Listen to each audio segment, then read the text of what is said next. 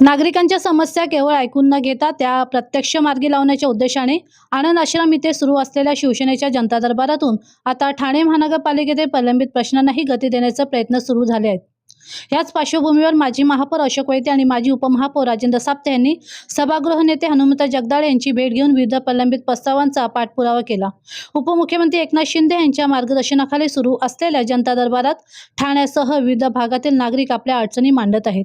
माजी महापौर अशोक वैते, माजी उपमहापौर राजेंद्र साप्ते, माजी नगरसेवक मनोज शिंदे आणि अन्य पदाधिकाऱ्यांच्या नेतृत्वाखाली या उपक्रमातून अनेक प्रश्नांवर तातडीने कारवाई करण्यात येत आहे। सभागृह नेत्यासोबत झालेल्या बैठकीत कोविड काळात सेवा बजावलेल्या कर्मचाऱ्यांचा प्रस्ताव तातडीने राज्य शासनाकडे पाठवणे, पंच ऑपरेटरच्या प्रस्तावाला महासभेची मंजुरी मिळवून शासनाकडे सादर करणे तसेच भांडार लिपिकाच्या प्रलंबित प्रस्तावावर त्वरित निर्णय घेण्याची मागणी करण्यात आली।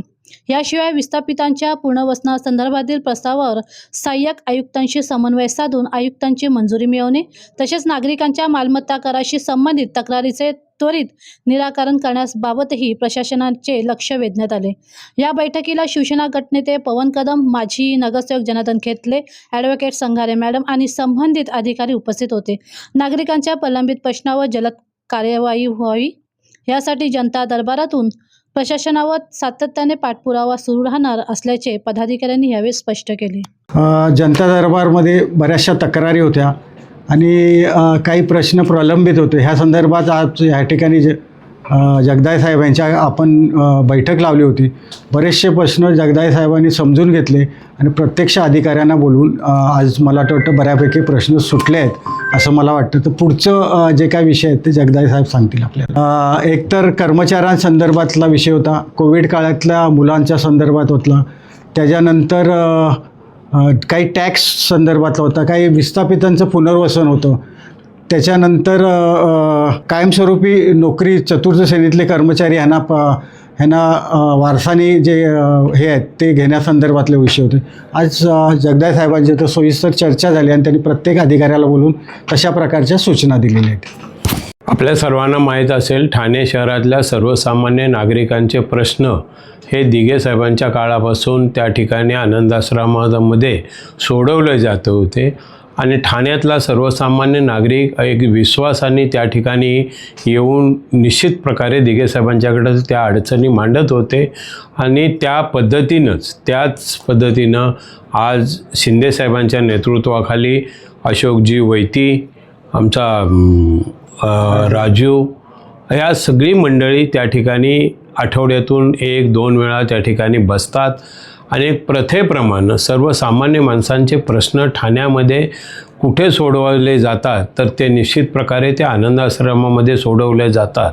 अशा प्रकारचा मेसेज एक ठाणे शहरातील सर्व नागरिकांच्याकडे आहे आणि त्या दृष्टिकोनातून नेहमी आठवड्यातनं त्या ठिकाणी बसून असणारे प्रश्न त्या ठिकाणी घेऊन आज अशोक वैते, राजेंद्र साप्ते आणि ही मंडळी माझ्याकडे आल्यानंतर संबंधित अधिकाऱ्यांशी बसून प्रत्येक विषयानिहाय चर्चा केली आणि त्या विषयामध्ये कामगारांचे प्रश्न असतील, काही लोकांच्या घराचा प्रश्न असतो, शेवटी ठाणे शहरामध्ये राहणारा सर्वसामान्य नागरिक आणि त्याचं हित जपण्याचं काम गेली अनेक दशकं शिवसेनेच्या वतीने होत असतं।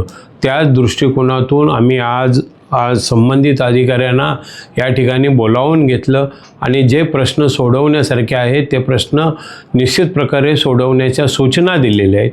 काही प्रश्न माननीय आयुक्तांच्या स्तरावर सुटण्यासारखे आहेत, ते माननीय आयुक्तांशी सुद्धा बोलून त्या प्रश्नाची सुद्धा उकल करून नागरिकांना दिलासा देण्याचं काम हे निश्चित प्रकारे आम्ही करणार आहोत। शेवटी हे सरकार, ही सत्ता ही सर्वसामान्य नागरिकांसाठी आहे हे शिंदे साहेबांचं सातत्याने म्हणणं असतं आणि त्या दृष्टिकोनातून आम्ही प्रयत्न करतोय। निश्चित प्रकारे अशोकजी वैते असतील, राजेंद्र साप्ते असतील, हे नेहमीप्रमाणे त्या ठिकाणी सर्वसामान्य नागरिकांचे व्यथा जाणून घेतात, त्याबद्दल प्रथम मी त्यांना धन्यवाद देतो आणि अशाच प्रकारचं कार्य शहरातल्या सर्वसामान्य नागरिकांचे प्रश्न सोडवण्यासाठी आपण बांधील आहोत। अशाच प्रकारच्या निश्चित प्रकारे जे काही सूचना असतील, जे प्रश्न प्रलंबित असतील ते सोडवण्यासाठी आम्ही कटिबद्ध आहोत। त्या दृष्टिकोनातून आम्ही प्रयत्न करत आहोत।